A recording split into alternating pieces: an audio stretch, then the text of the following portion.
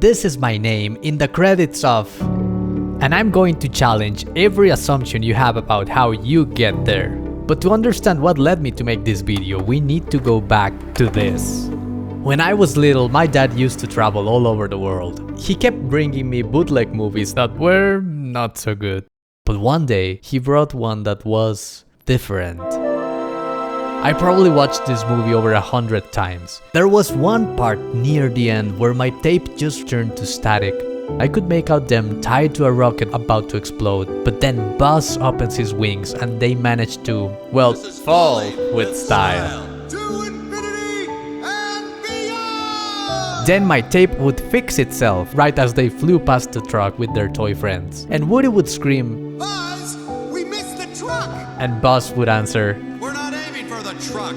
And then they would manage to fly right into Andy's car and reunite with him. "We are not aiming for the truck."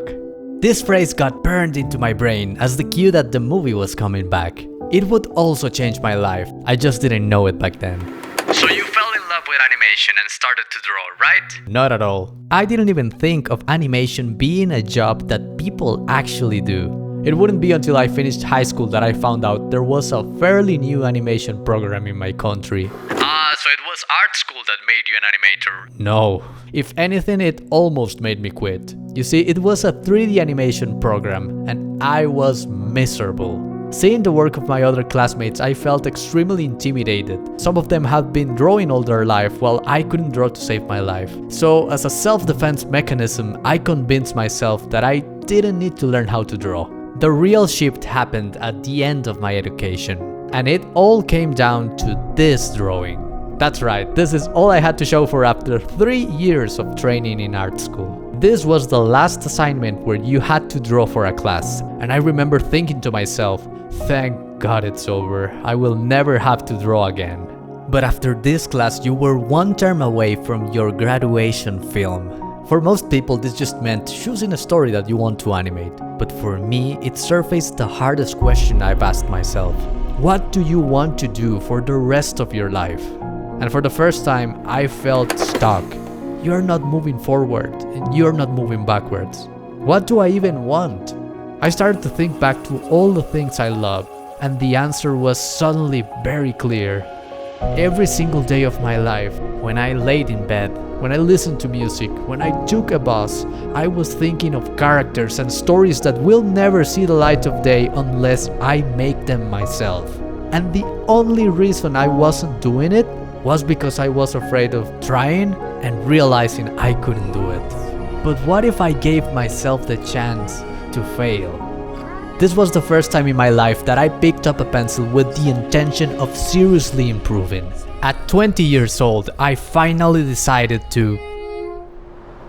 Everybody wants to make their own animated series, see their characters on the side of a train, and have their own panel at Comic-Con. We all want to be at the top of the mountain, but nobody wants to be seen climbing.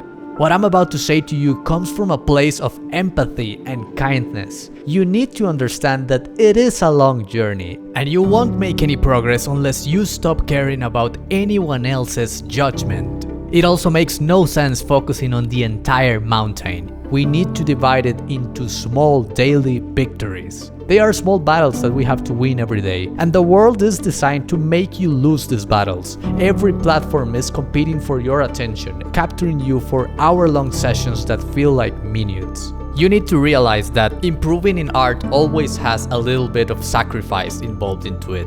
But art is also fair. Whatever amount of effort you put into it, you are going to get that amount of progress in return. Winning these battles consistently allows us to create discipline.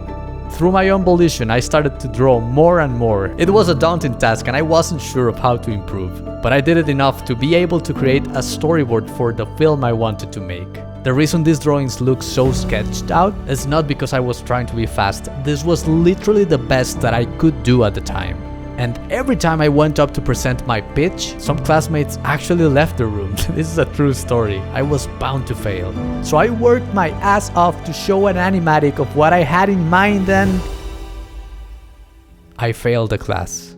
I wasn't at the level. I felt like a loser. All my friends were moving on to do their own projects, and I had to take the entire course again. I had tried, and I had failed. But you know what else happened? Nothing.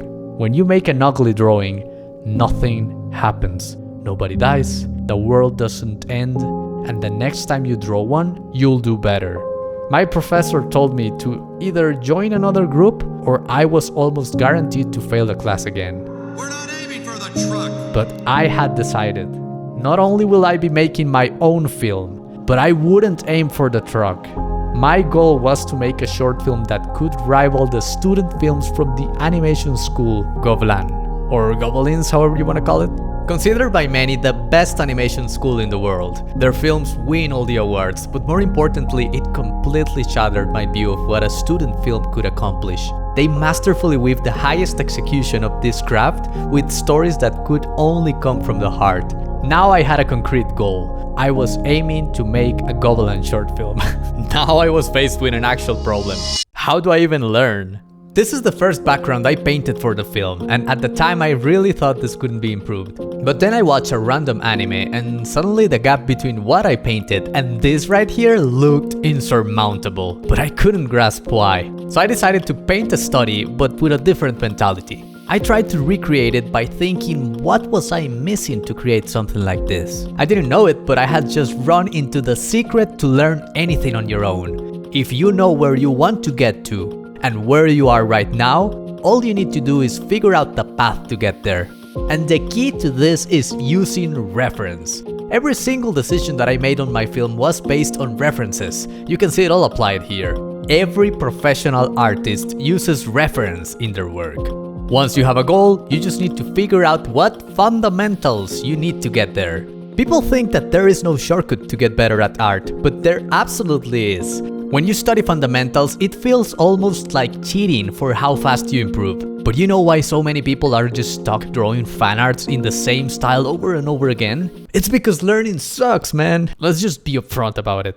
While learning, your neurons have to create new synapses that trigger the same area of the brain that signals pain. I'm sure you felt it. So objectively, learning is a painful process. But just like a video game, grinding repetitive tasks that give tiny amounts of experience will eventually lead you to earn entire levels, which in turn will open new skills. Any skill you develop through doing studies will be yours forever. Having realized that I just need to fill in the gap between where I'm at and where I want to be, this was my plan. Step 1. Figure out the pieces of the puzzle. This may vary depending on your goals, so I can't give you a recipe other than what I personally did. For me, it was life drawing, perspective, construction drawing, anatomy, figure drawing, design, values, color theory, master studies, and of course, sprinkled throughout all those steps, animation exercises. How much you want to develop each step or in what order to tackle this is up to you and what you want to accomplish. Step 2. Finding resources. And the number one resource is books. They are like having access to some of the best artists in the world who gathered all their hard-earned lessons into these pages, just waiting for you to absorb them. I have a link in the description to the best books I recommend for each subject. You could also take an online class or watch YouTube videos, which is exactly what I'm trying to build with this channel, to give you both the best resources to tell your stories to the world and the motivation to get started. Step 3. Find a mentor. There are hundreds of people who have already gone through the same path. I recommend looking for someone who can give you guidance. They don't need to be a professional, they just need to be ahead of you in the path that you've set. Having feedback from them will allow you to grow faster. Step 4. Find a community. There is no reason why you should go through this process alone. There are also thousands of people who are going through the same right now, and they could be your allies. That way you can get more voices giving you input and nurture your growth. What I personally did is I started streaming on Twitch. I didn't get that many viewers, but I did feel the pressure to keep on working. Step 5. Ask for help.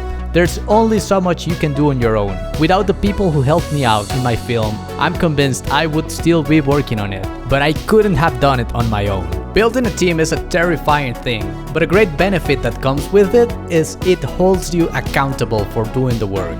If you want access to exclusive videos with a deeper dive to some of the subjects we saw here, consider checking out my Patreon and its perks.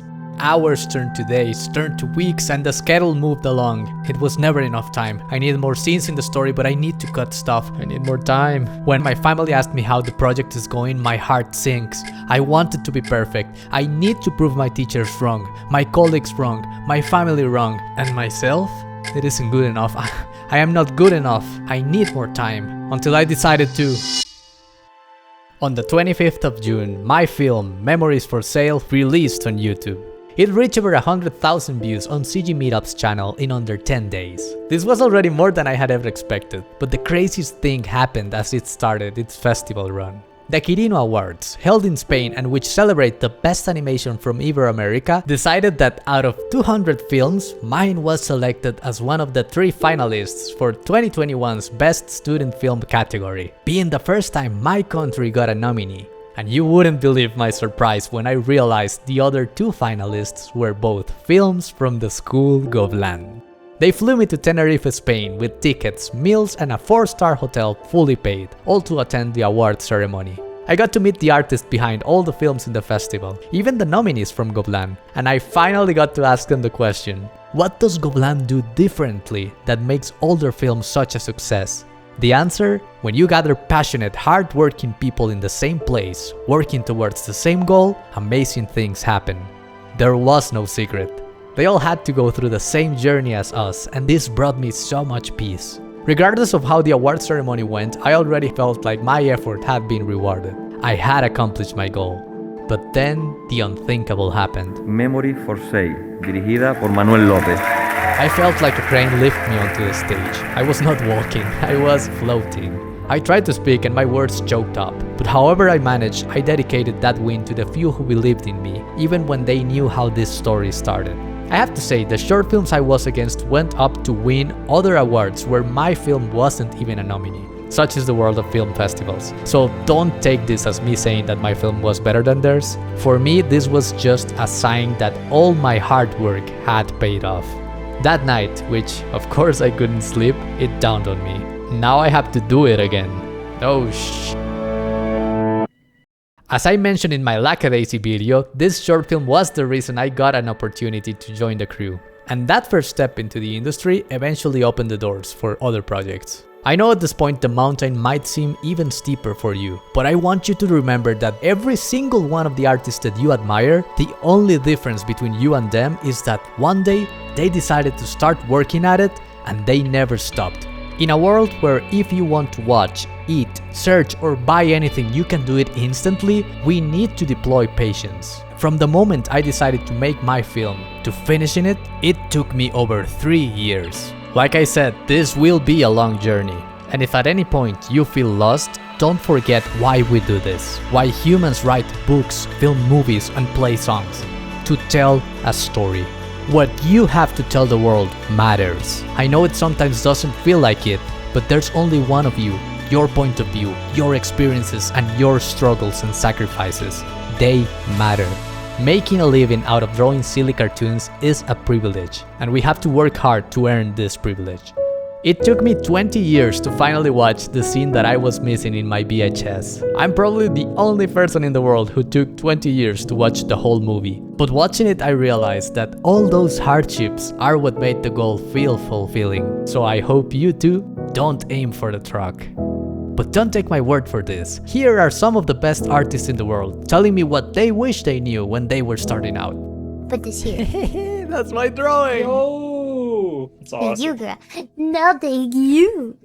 No, thank you, Gura. No, you.